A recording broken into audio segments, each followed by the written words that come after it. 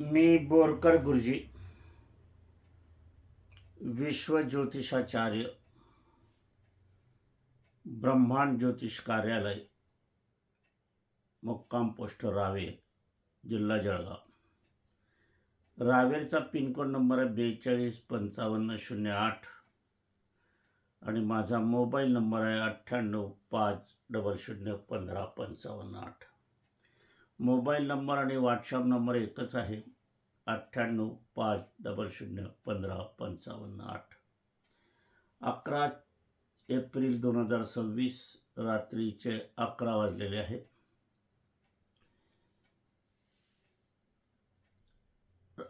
आणि आज शनिवार आहे, उद्या रविवार आहे. ज्योतिषशास्त्र बघत असताना, आज मार्गदर्शन करत असताना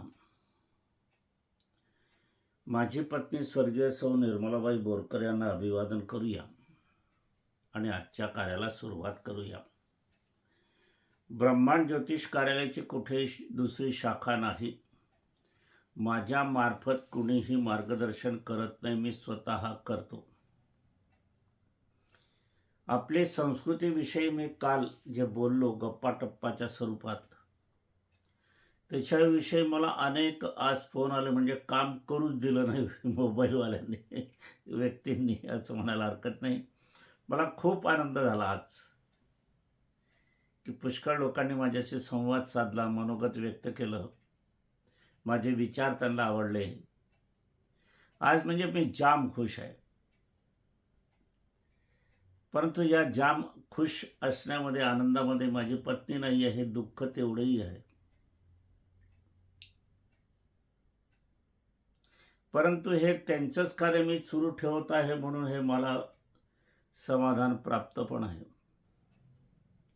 अशा गोंधळाच्या परिस्थितीत माझं जीवन चालू आहे. वय 78 आहे आणि एकट्याने प्रवास सुरू आहे. 2.25 वर्ष जवळजवळ झाले. मनुष्याचा साथीदार सुटला, पत्नीचा साथीदार पती आणि पतीचा साथीदार पत्नी ही सुटली की एक वैराग्याच्या जीवनापेक्षाही कठीण, म्हणजे एक प्रेतात्मा सारखं जीवन सुरू असते.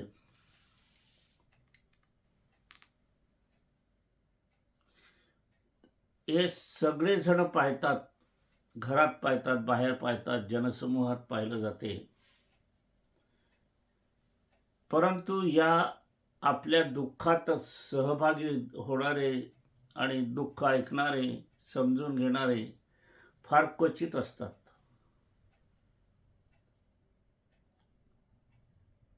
अठ्ठ्याहत्तर वय, प्राण केव्हा जाईल सांगता येत नाही.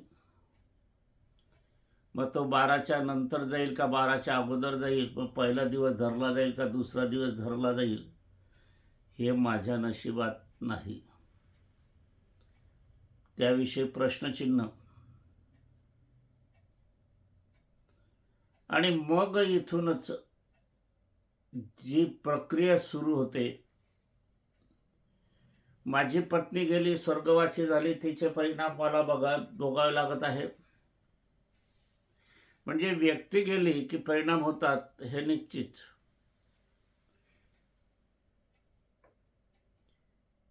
परंतु हे जीवन गेल्यावर दुसरं जीवन मिळालं पाहिजे, अशी माझी इच्छा आहे आणि असं झालं पाहिजे. कारण की मनुष्य हा शेवटी शहाणा होतो, सगळ्यांना धरून चालतो, आपलं आहे सगळं. माझा मुलगा आहे, माझी सून आहे, माझं नातू आहे, माझं घर आहे, माझी गाडी आहे, माझं कुत्रा आहे, माझं मांजर आहे, माझा बैल आहे, माझी गाय आहे. हे सगळं माझी सगळं संपून जाते एक व्यक्ती गेल्यावर. आई वडील जेवढ्या प्रेमाने करतात आणि जे कष्टाने कमवलेलं असते, शून्य होतो मी दाखवेल तुम्हाला मी कोणत्या घरात राहत होतो, ते एक पुढच्या कार्यक्रमात आपण बघूया.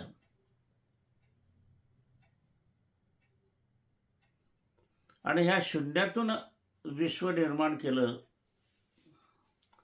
आणि त्याचं आपल्याला साधं सरळ गतीने व्यास पण मिळत नाही, दिलासा पण मिळत नाही, दोन शब्द पण मिळत नाही.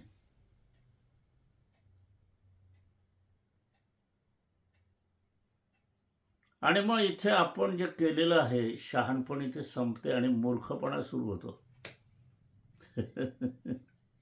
खरोखर आहे. परंतु बाप बाप असतो. वाघ कधी बकरी बनत नाही, शेळी बनत नाही. स्वाभिमानी पुरुषार्थ असलेला बाप असायला हवा. 4 मुलं असो, 2 मुलं असो, मुली असो, काही असो,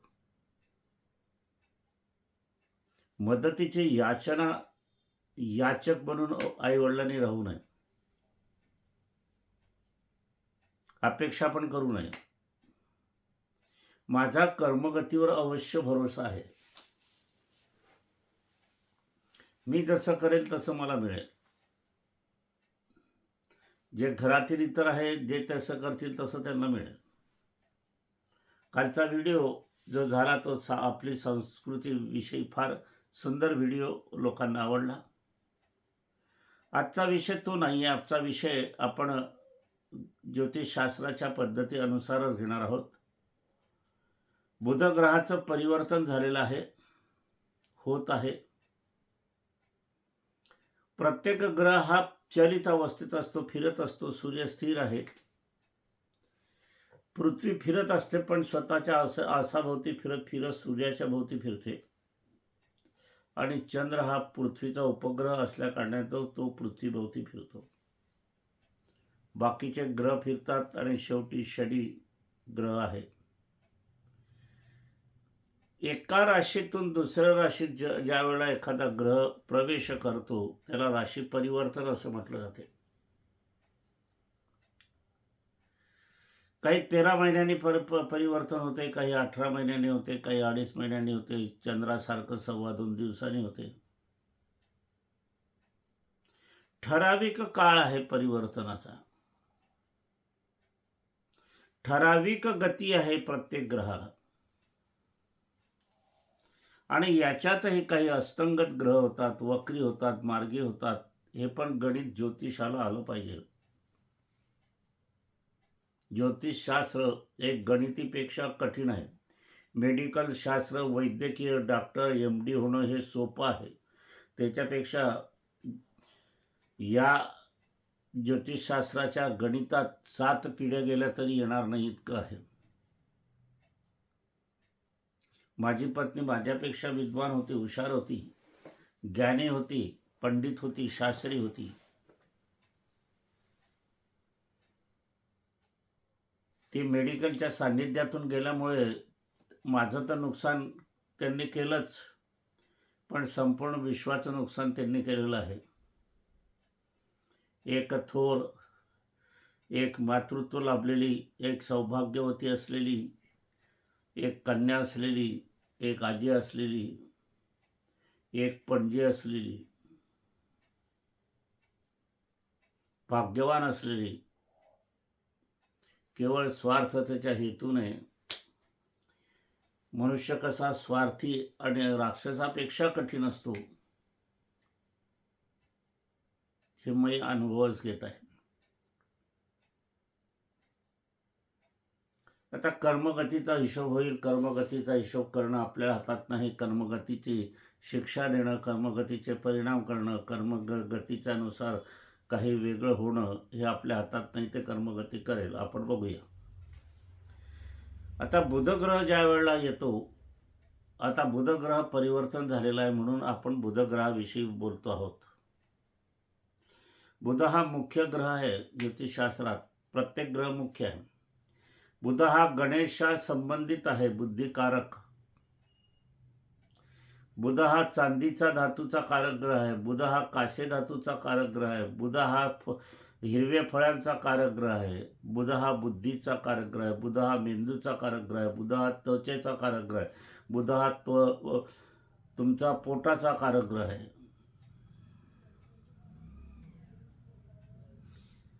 बुध हा अनेक शिक्षणाचा कारागृह आहे, विद्यार्थ्याचा कारागृह आहे, लेखनाचा, कवीचा, पत्रकाराचा, संपादकांचा, ज्योतिष मंडळींचा कारागृह आहे. बुध हा बुद्धिवाद देतो, विद्या नाही देत. ज्योतिषशास्त्रामध्ये बुद्धी आणि विद्या वेगवेगळी सांगितली गेलेली आहे.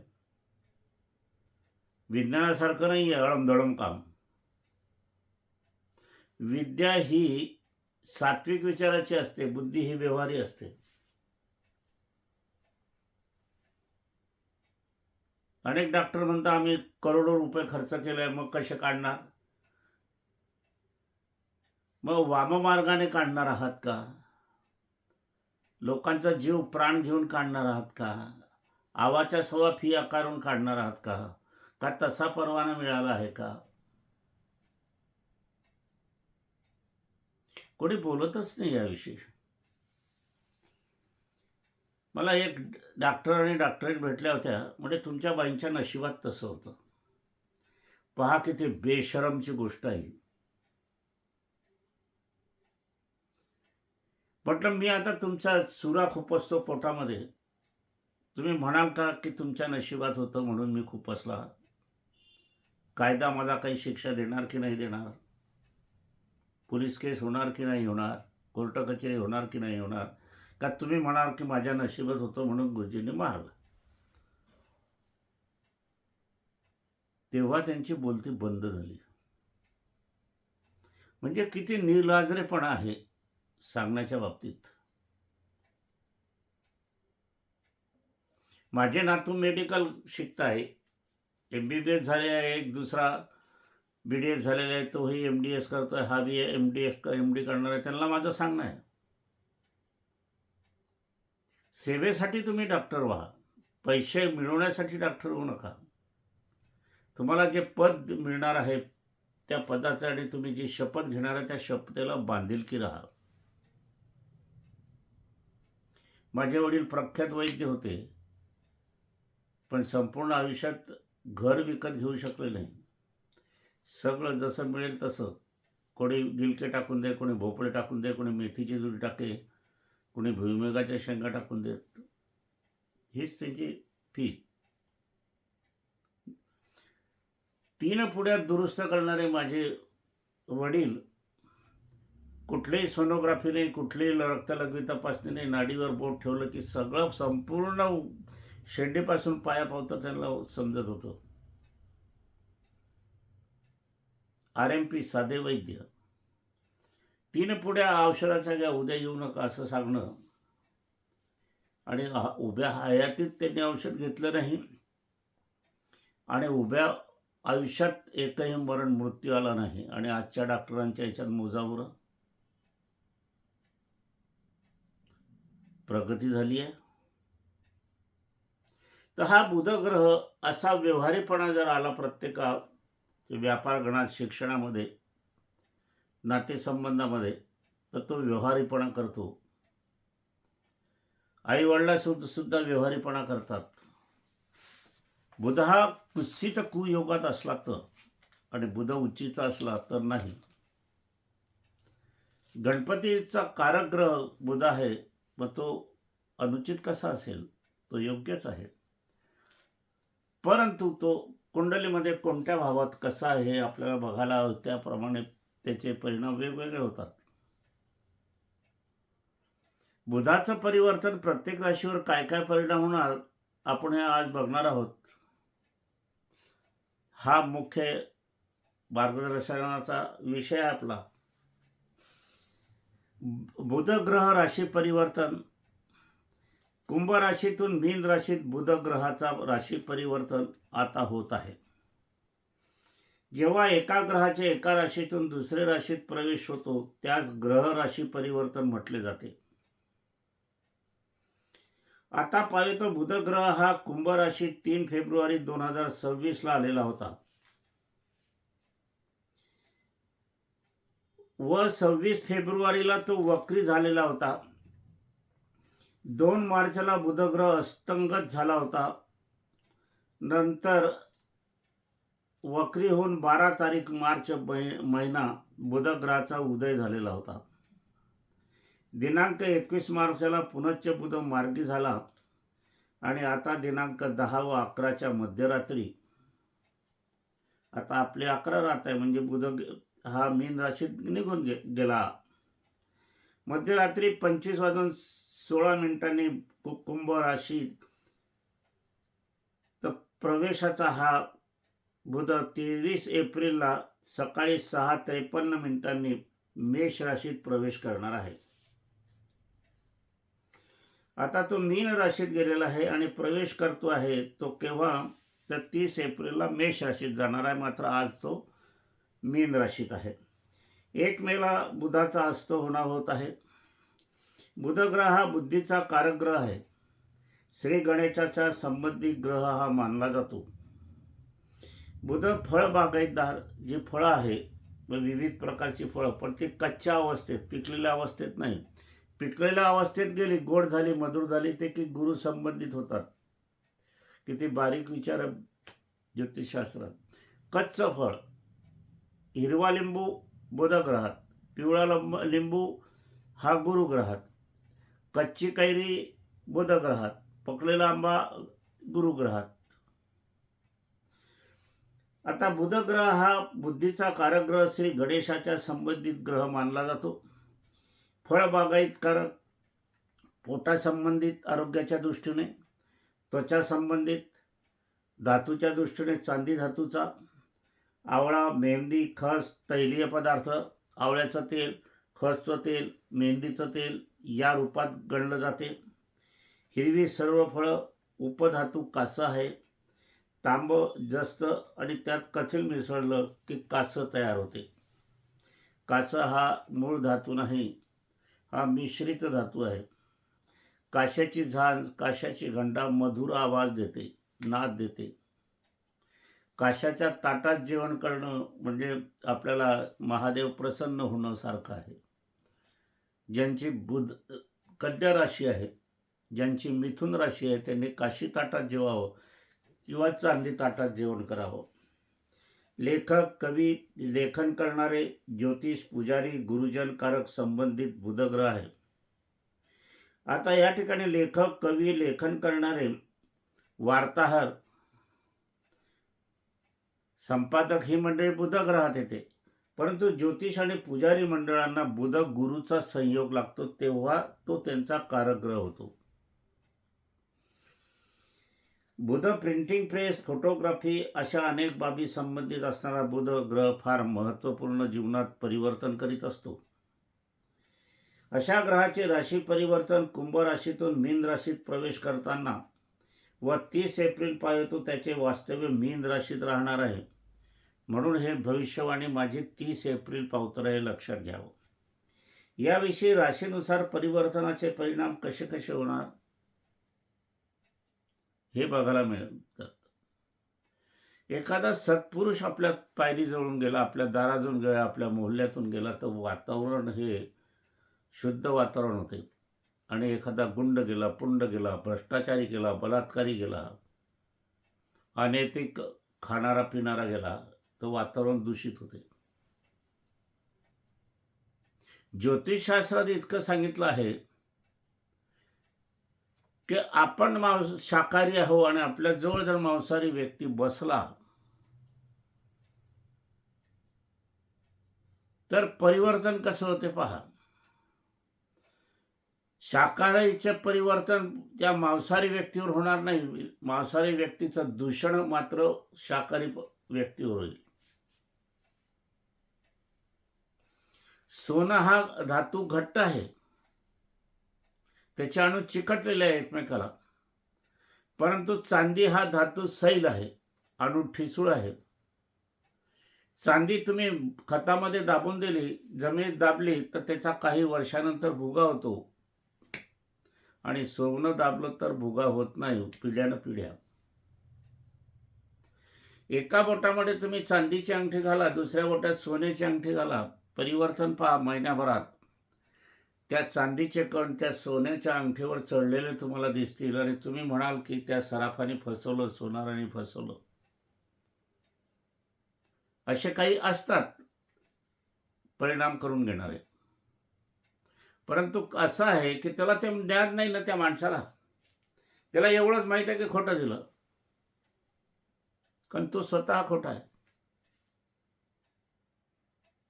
दुसऱ्यावर आरोप करताना परिपूर्णरित्या आपण माहिती घेऊन करायला हवं. सोन्याची अंगठी आणि चांदीची अंगठी एका जवळ बोटामध्ये आपण हातामध्ये घातली तर चांदीचे कण हे सोन्याच्या अंगठीवर चढतात आणि सोन्याची अंगठी पांढरी शुभ्र होते.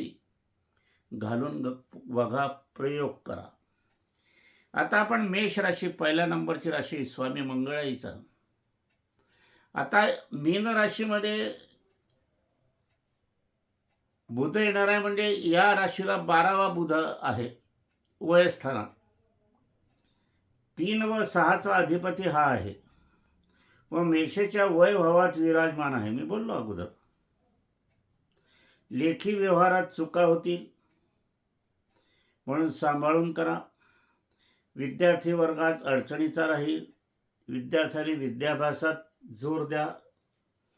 तसेच डोकेदुखी, पोटाच्या तक्रारी, तसेच त्वचाविकार होण्याची संभावना आहे. मूळ व्याध देखील होईल, ऑपरेशन करावं लागेल. शिक्षक, गुरुजन, लेखन यांना हा जाचक होणार आहे. काही सरकारी नियम यांच्यावर लादले जाणार आहेत आणि त्याने हे पीडित होणार आहे. फळबागा यांना नैसर्गिक आपत्तीला सामोरं जावं लागेल. लहान मोठ्या कार्यासाठी खूप प्रयत्न करावे लागतील.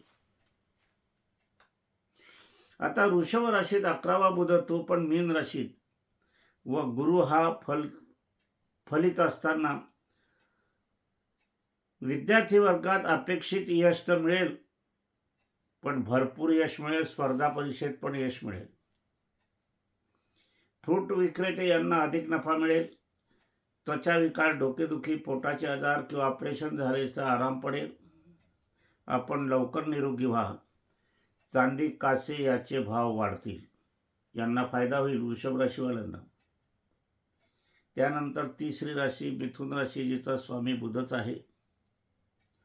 सांसारिक वातावरण आनंदमय राहील. पती पत्नी गुण्या गोविंदाने संसार करतील. पती मिळेल. पत्नी आणि मतभेद असतील तर दूर होतील. यश मिळेल, पण विश्वास ठेवून कामे तुम्ही इतरांवर करू नका. स्वतःची कामे स्वतः करा, नाही तर फसगत होण्याची संभावना आहे. एखादी मोठी रक्कम वास्तू, चांदी, शेतीत गुंतवाल. नवीन कार्याच्या संधी उपलब्ध होतील. कार्यात यश मिळवाल. कर्क राशी, कर्क राशीला 9वा बुध आहे. मग काय, आपली 5 दिवसाची धार्मिक कार्य करण्याची इच्छा असेल, धार्मिक यात्रा करण्याची इच्छा असेल, घरात धार्मिक कार्य संपन्न करायची इच्छा असेल तर ती पूर्ण होणार आहे. आपण कीर्तिमान व्हाल. मान सन्मान प्राप्त होईल. बढती होईल. मनातील इच्छा पूर्ण होतील. मुलाबाळांचे, संसारांचे मार्गी लागतील. विवाह होतील. या काळात संपूर्णतः तुम्हाला आनंद मिळेल. 5 नंबरची राशी सिंह राशी, याचा स्वामी रवी. आपण कामात कधीही घाई करू नका. लहान मोठी जखम होण्याची संभावना आहे. आपले अंदाज चुकणार आहे. कार्यात चुका होणार आहे. त्यात 7.5 आहे. नुकसानी संभवनीय आहे. आशीर्वादाने बरेच प्रश्न सुटणार आहे. सत्य खरे वागावे, बोलावे, चालावे. सिंह राशी व्यक्ती ज्या काही असतील त्यांचा स्वामी सूर्य आहे, लक्षात घ्या. सूर्य हा प्रकाशित करणारा ग्रह आहे आणि ज्या वेळेला तो अंधारा होतो त्यावेळेला अंधार होतो जीवन आयुष्यात सुद्धा. आणि हा सत्य वागणारा ग्रह, आणि मग तुम्ही सत्यापासून दूर होत गेले तर तुमच्याजवळ कितीही मोठी पदवी असली, कितीही श्रीमंती असली, कोणतंही वाहन तुमच्याजवळ मोठं असलं तरी ते काही कामाचं नाही, धोका देणारं राहील. त्यानंतर कन्या राशी, कन्या राशीचा स्वामी बुधच आहे. पती पत्नी दोघांच्या सल्ल्याने केलेले कार्य यशस्वी होईल. शारीरिक, मानसिक ह्या बाबतीत आपल्याला काळजी घ्यावी लागणार आहे.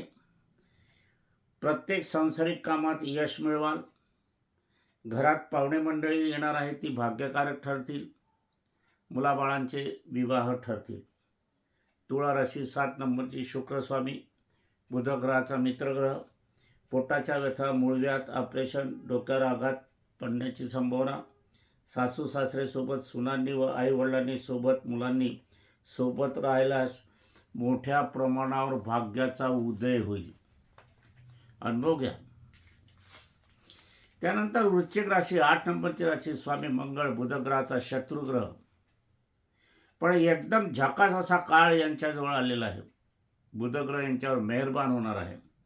आपण बुद्धीचे कार्य करीत असाल तर तुम्ही कीर्तिमान व्हाल. आपण दूरवरून आपले कौतुक केले जाणार आहे. आपली जवळची माणसे मात्र दूर जातील आणि त्यांना दूर जाऊ द्या.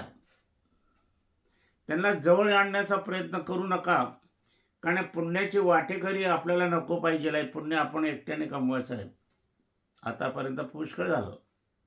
वर्तमान पुण्याचा साठा आपल्या सोबत म्हणजे भाग्यवंत, लक्ष्मीवंत, कीर्तिवंत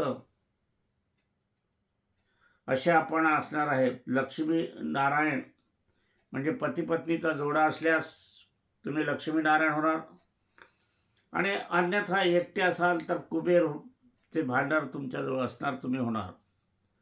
धनुराशी, 9 नंबरची राशी, गुरु बुधग्रहाचा शत्रुग्रह यांचा स्वामी. बुधग्रहाचं कधीही पटत नाही, कारण गुरु सात्विक विचाराचा ग्रह, बुध व्यवहारीकरणाचा ग्रह. असा कुटुंबात येऊन कुटुंबात सामावले नाही तर गंगेजवळ असून कोरडे पाषाणासारखी स्थिती आपली होणार आहे. बुधग्रह हमला करणार आहे. आपली झालेली आपणच बघाल. नको ती माणसं जवळ, आणि जी हवी ती दूर. वादाचे प्रसंग नित्य नेहमी उद्भवले जाणार आहे. गोड पदार्थ खाण्याचे प्रसंग येणार आहे. दुसरीकडे जेवणाचे प्रसंग येणार आहे. प्रवासाचे प्रसंग येणार आहे. परंतु कोणाची नजर आपल्यावर आहे. त्याच्यानंतर मकर, 10 नंबरची राशी, शनी. प्रथमतः विद्यार्थी वर्गाचं उत्तम. चांदी भाव तेजीत राहतील यांचे. फळ बागायतदार उत्तम. आरोग्य उत्तम. आपण आपले मूळ ओळखून कार्य करावे. जडापासून दूर गेले झाड लवकर सुकते, वाळते. लक्षात घेऊन सर्व कार्यात यश मिळवाल. कीर्तिवान मान सन्मान आपल्याला प्राप्त होतील आणि तुम्हाला सत्य कळेल. कुंभ राशी, 11 नंबरची, स्वामी शनी. धन जवळ, पण दुसऱ्याच्या भरोशावर काय होईल याचा विचार करावा. धन असो, संपत्ती असो, किंवा धनधान्य असो, कपडा लत्ता असो, भाग्य असो, हे दुसऱ्याच्या भरोशावर ठेवू नका. दुसऱ्यावर विश्वास ठेवू नका. कर्तव्यशील अजून कर्तव्य हानिकारक अशी असणारी विचित्र परिस्थिती होईल. कर्तव्य करता आणि कर्तव्याची हानी पण होते. आर्थिक प्रगतीचा काळ राहणार आहे. शुद्धता मात्र बाळगावी. मीन राशी, शेवटची राशी, जिथे बुध येणार आहे, आलेला आहे. गुरु स्वामी सत्यवचनी आणि आपण खोटे बोलण्याची मालिका जर सुरू केली तर भाग्य येत आहे आणि आपण कृतीतून ते घालवित आहात असं होईल. संकट दूर आहे, केव्हा जवळ हे बघावे लागेल. परेशानी वाढणार आहे आणि प्रगती पण होणार आहे. आता या 12 राशींच्या भविष्यात सर्वांनी एक उपासना मी सांगतो आहे, लक्ष देऊन ऐका. सर्वांनी एक हिरवे फळ आपल्याला आवडेल त्या मंदिरात ठेवा, अर्पण करा. दुसरे हिरवे फळ पाण्यात विसर्जन करा. त्यानंतर लिंबू हिरवा घ्या, त्याला हिरवा दोरा लपटवा आणि गावाच्या वेशीच्या बाहेर फेकून द्या. घरात 4 लोक असतील तर 4ही लोकांनी करायचं. घरात एकटे असाल तर एकट्याने करायचं. ज्याची इच्छा असेल त्याने करायचं. तर हे आपण पहिल्यांदाच राशी परिवर्तनचं मार्गदर्शन केलेलं आहे. याप्रमाणे आपल्याला काय अनुभव येतो तो पण आपल्याला मला कळवायचा आहे. माझे मार्गदर्शन आपल्याला आवडत असतील तर अधिकाधिक शेअर करा. त्यांना पण लाभ होऊ द्या. आपल्याला पुण्याचा लाभ मिळेल, मला समाधान होईल. कारण हा जो साठा हा दिल्याने वाढत असतो. मी तुम्हाला सांगतो, मार्गदर्शन करतो विनामूल्य, पण कर्तव्य म्हणून. कारण माझी पत्नी गुरुठाई होती आणि तिनं शेवटचा शब्द हा देवाचा, परमेश्वराचा शब्द किंवा महाराजांच्या कोणाचा आला नाही. अनेक प्रतिष्ठित व्यक्ती तेव्हा होते, त्यांनी आश्चर्य व्यक्त केलं की आम्ही आमच्या आयुष्यात अशी व्यक्तीच पाहिली नाही. माझं कार्य सुरू ठेवा आणि डोळे लावले, हात नीट पाय केले आणि समापन झाले. केवढं नुकसान केलंय या तथाकथित लोकांनी याचा विचार करायला हवा. असो, पुनश्च माझी पत्नी स्वर्गीय सौ निर्मलाबाई बोरकर यांना अभिवादन करूया आणि आजच्याचं कार्यक्रमाचं समापन करूया. विविध विषयावर, विविध याच्यावर मार्गदर्शन मी करत आलेलो आहे आणि अंतिम क्षणापावतर करेल ही पण मी तुम्हाला खात्री देतो. तुम्ही माझे आहात, मी तुमचा आहे. आशीर्वाद देण्याचा हक्क वयाने पण आहे आणि माझ्याहून मोठे व्यक्ती असेल तर त्यांना मला आशीर्वाद मी ज्योतिषी या नात्याने देईल. म्हणून सर्वांना सुखमय जीवन जावो, आरोग्यप्रद राहो, लक्ष्मीवंत व्हावं, कीर्तिवंत व्हावं, मनातील सर्व इच्छा पूर्ण व्हाव्या आणि शुद्ध आचरण आपण ठेवावं. आईवडिलांची सेवा करा, सासू सासऱ्यांची सेवा करा, अलभ्य लाभ मिळवा, सर्व संकट दूर होतील. मंदिरात जाण्याची गरज नाही, विठोबा रुक्माई तुमच्या घरातच आहे. मुलांनी सुद्धा त्याचप्रमाणे वागायला हवं. सुनांचं मरण हे सासरी होत असते म्हणून त्यांनी प्राणपणाने, कारण तुमचं जे सौभाग्य आहे ते सासू सासऱ्यामुळे आहे, लक्षात घ्या. सासू सासऱ्याच्या मनाविषयी एखादं किलमिश असलं तरी ते तुमच्या कपाळावरचं किलमिश राहील की नाही राहील. विधवा योग. मी शोधनं घेत असतो. नाशिकला गेलो कॅन्सर हॉस्पिटलमध्ये, तिथे मी अनेकांना पाहिलं तर त्याच्यातले काही व्यक्ती अशा होत्या की निर्व्यसनी होते, पण गळ्याचा कॅन्सर झाला. का झाला? ती स्त्री होती, तरुण होती, एकच मुलगा झालं होतं. त्या मुलालाही कॅन्सर झाला, तिलाही कॅन्सर झाला. सासू सासऱ्याला असभ्य भाषेत बोलणं. दुसरा मुलगा होता, तोही आईवडिलांना त्रासदायक, कष्टदायक बोलत होता, म्हणून कॅन्सर झाला. आता तुमचं बोलणं आहे, तुम्ही शक्तिवान आहे, मोठं आहे, मग तुमचं तोंड बंद करण्यासाठी कर्म काय करेल? तेच बंद करेल.